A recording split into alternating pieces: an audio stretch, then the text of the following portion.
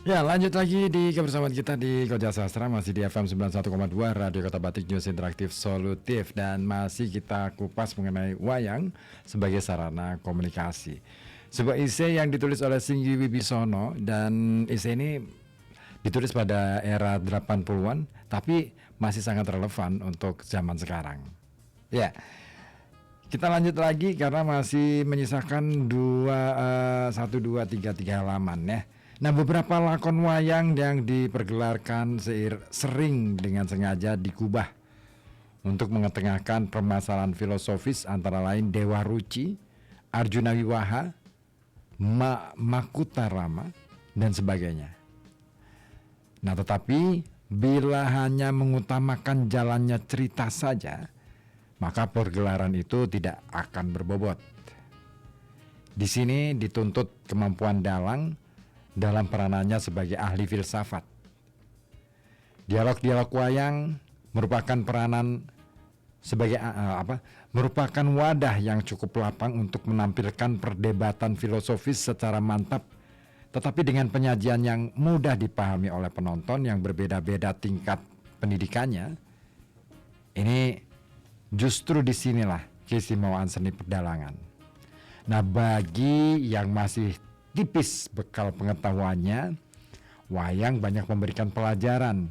Tetapi bagi yang sudah tinggi tingkat pemikirannya, wayang masih banyak mengandung misteri yang belum terungkapkan. Filsafat Pancasila yang bagi banyak orang masih kabur melalui dialog-dialog wayang merupakan ilustrasi yang informatif sehingga mudah diserap inti sarinya, dan kemudian dengan sadar mereka menghayatinya. Di sini nyatalah bahwa pertunjukan wayang memang mampu menjadi sarana komunikasi yang dapat diharapkan untuk mengubah sikap mental masyarakat ke tingkat yang lebih baik. Dalam hal ini, dalang sekaligus berperan sebagai pendidik masyarakat, guru rakyat gitu ya istilahnya ya. Nah, filsafat yang terkandung dalam lakon Dewa Ruci akan lebih mudah dicernakan bila disajikan dalam lakon pertunjukan wayang. Dengan jalan menonton wayang sambil menikmati keindahan berbagai macam seni yang terkandung dalam pergelaran, proses belajar kiranya akan lebih pesat. Iya, memang ya, kalau kita bicara misalkan filsafat Dewa Ruci disampaikan hanya dengan ngobrol kayak gini, nggak akan ketemu. Tapi istilahnya bagi ya itu tadi beda tingkatan pengetahuan itu akan membuat penerimaannya juga akan berbeda. Nah, tetapi disinilah dalang harus bisa menyampaikan itu, filsafat tentang Dewa Ruci itu secara lebih baik lewat cerita, lewat ujaran-ujaran yang dialog-dialog yang dimainkan di dalam pergelaran. Nah, seringkali kita dengar tentang penataran atau upgrading bagi para dalang berkenaan dengan rencana penyebar luasan program tertentu, baik dari pemerintah ataupun dari badan-badan lainnya. Nah, sebagai contoh, penataran dalang dalam rangka mempropagandakan program keluarga berencana. Itu di zaman dulu ya. Nah, petugas ahli yang bersangkutan menjelaskan maksud dan tujuan KB, bahkan sampai penguraian tentang pelaksanaan secara teknis. Selanjutnya para dalang beserta penataran itu mendiskusikan cara penyajian ide tersebut dalam bentuk pergelaran, sehingga diharapkan dapat mengenai sasaran yang seefektif-efektifnya. Cara yang paling lazim mengenai sasaran yang sasaran paling lazim ditempuh ialah dengan melalui lawakan para panakawan. Dialog panakawan inilah yang dipandang sebagai alat yang paling luas untuk menyampaikan ide-ide baru. Tetapi efek penyajiannya jarang ditelaah dan dinilai. Nah, kiranya kurang tepat bila kita terlalu cepat berkesimpulan bahwa banyaknya akseptor KB itu karena daya propaganda lewat pertunjukan wayang. Reaksi penonton yang sering kita saksikan ialah setiap ada pencetusan ide-ide baru sebagai propaganda program tertentu, selalu disambut dengan tertawa dan tidak jarang dengan nada yang mencemooh. Ada kesan-kesan bahwa penonton menghendaki penyajian yang sesuai dengan gaya seni pedalangan dan jangan terang-terangan seperti yang dilakukan oleh petugas jawatan penerangan era 80-an. Tetapi pada prinsipnya tugas juru penerang itu dipenuhi oleh dalang dengan cara dan metodenya sendiri. Sekali lagi, pertunjukan wayang memperlihatkan potensinya sebagai sarana komunikasi dalam masa pembangunan. Masih ada lagi peranan dalang yang cukup penting sebagai komunikator massa. Dalang itu mempunyai semacam wewenang yang dibenarkan oleh masyarakat penonton untuk melontarkan kritikan terhadap segala macam gejala sosial yang aktual. Nah, dalam hal ini dalang memiliki cara-caranya sendiri. Kemahiran dalang untuk menganalogikan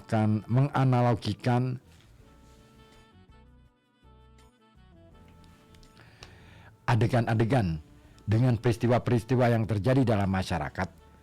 Ini merupakan sarana yang ampuh untuk melontarkan kritik yang sehalus-halusnya dan cukup efektif.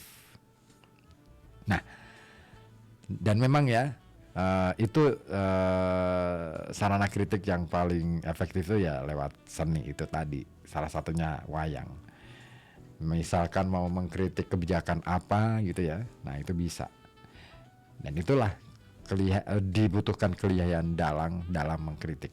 Nah, akhirnya ada lagi gejala baru yang sedang hangat-hangatnya dipermasalahkan. Antara lain, sekitar waktu berlangsungnya Pekan Wayang Indonesia 2 di Jakarta beberapa waktu berselang, yaitu masalah pengindonesiaan wayang.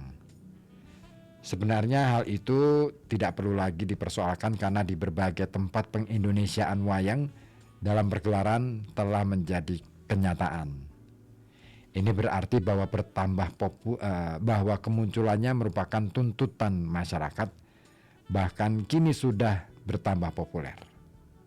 Ya, pergelaran wayang dalam bahasa Indonesia tidak lagi berupa demonstrasi, melainkan sudah meningkat sebagai pertunjukan dalang, pertunjukan penuh yang konvensional.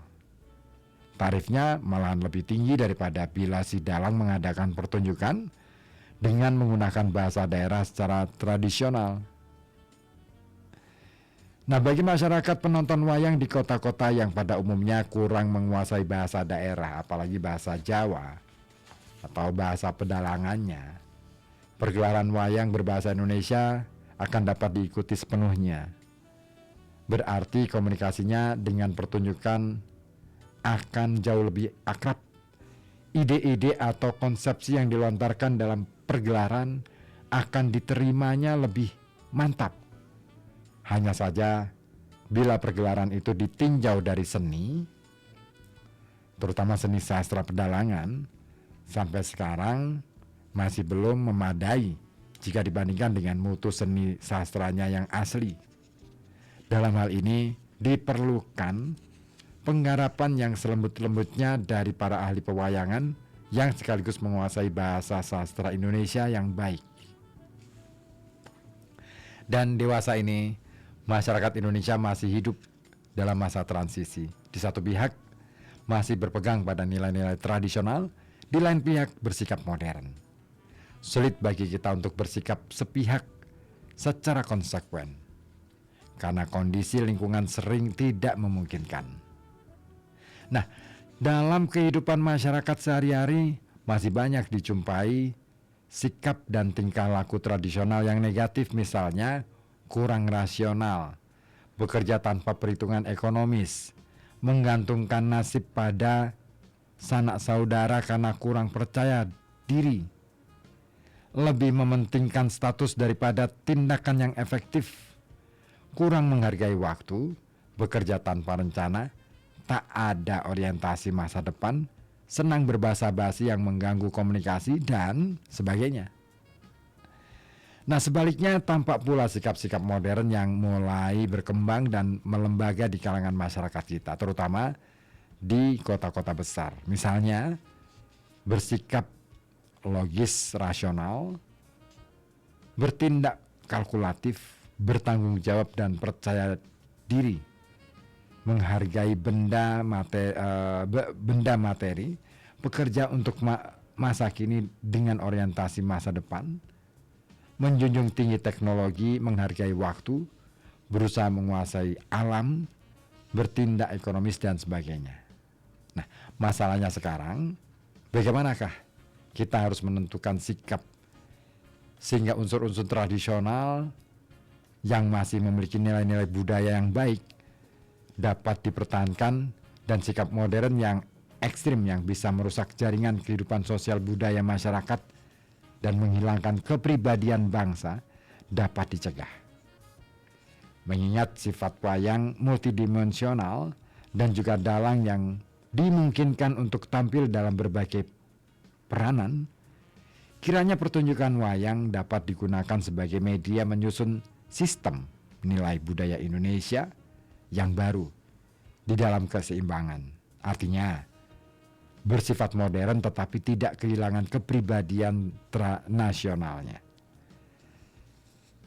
Pertunjukan wayang jelas dapat menjadi sarana komunikasi yang efektif karena faktor-faktor luasnya masyarakat pendukung kebudayaan wayang. Frekuensi pergelarannya cukup baik dalam pertunjukan hidup maupun siaran rekaman, kemampuan pergelaran yang dapat meraih masyarakat penonton sebanyak-banyaknya berkat kemajuan teknologi modern dan terutama sekali para dalang yang terbuka dalam menghadapi modernisasi. Ini adalah sebuah tantangan, tapi itulah yang perlu kita pikirkan dan perlu kita renungkan bersama. Menarik ya tulisannya Singgi Wibisono ini. Banyak yang saya pelajari akhirnya, bahwa kompleksitas masalah kebudayaan kita jadi gini. Seringkali kita memahami kebudayaan itu secara sempit, seolah-olah budaya hanya soal seni. Padahal seni itu sendiri hanya bagian kecil dari kebudayaan. Dan seni itu sendiri bisa digunakan sebagai alat, sarana mengkomunikasikan gagasan, sarana mengkomunikasikan apa yang semestinya dilakukan atau perilaku apa yang semestinya dilaksanakan oleh masyarakat, sehingga di situ akan terbentuk pola kebudayaan. Dia bisa menjadi sarana untuk mengingatkan kesadaran kita kembali pada kesadaran budaya, kesadaran kepada alam nilai-nilai budaya kita, dan juga bisa menjadi kritik ketika ada sesuatu yang memang tidak tepat pada tempatnya. Bisa jadi itu benar tapi nggak tepat gitu. Benar tapi ora bener gitu lah. Nah, empan papan kalau dalam konteks Jawa itu ya, bahwa kebenaran itu akan tepat, akan menjadi kebaikan ketika dia ditempatkan secara tepat, di tempat yang tepat, di waktu yang tepat pula. Nah, itu. Nah, disitulah wayang punya sarana untuk meluruskan yang bengkok-bengkok itu tadi. Ya, gitu. Jadi kalau misalkan mau menyampaikan itu, nah itu penting banget sih. Nah, kita tunggu apakah di Pekalongan juga akan muncul dalang-dalang baru yang tidak hanya mampu memainkan pergelaran, tapi juga mampu memainkan peran yang multi itu tadi. Semoga aja di Pekalongan ada, dan makin banyak, makin tumbuh Begitu pula di seluruh wilayah Indonesia ini. Sehingga wayang tidak hanya dirayakan sebagai warisan budaya, tetapi juga dia menjadi sarana untuk mengajar, dia menjadi sarana untuk banyak hal. Saya Ribut Andi dari kawasan Kuningan 7 FM 91,2 Radio Kota Batik, News Interaktif Solutif. Koja Sastra harus saya akhiri sampai di sini, dan terima kasih atas kebersamaannya juga atensinya. Kita jumpa minggu depan.